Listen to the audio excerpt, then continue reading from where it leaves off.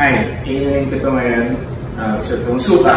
Hindi, gagamitin ko ito dito sa pinili namin ni Miki sa Palengke ng Batangas. So, meron ako dito ng 2 bowls of sikat.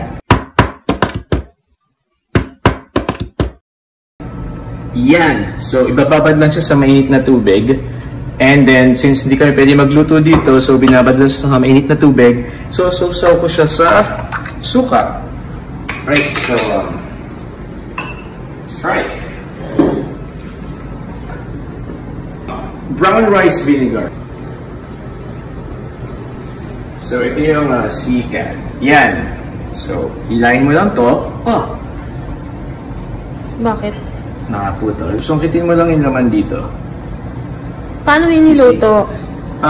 Binabad ko lang sa mainit na tubig like a few minutes. Ito siya. So, parang talaba lang, no? Yeah, parang talaba lang. Yun! Kainin mo na siya. So, mo na suka.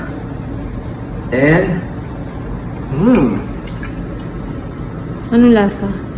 Masama na? Yummy. Anong kalasa niya? Lasang suso, lasang talaba. Kailangan natin ng basuhan. Wait lang.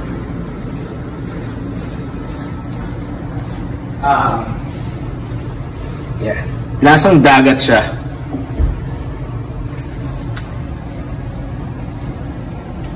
Yeah. So, try pa natin ito isa.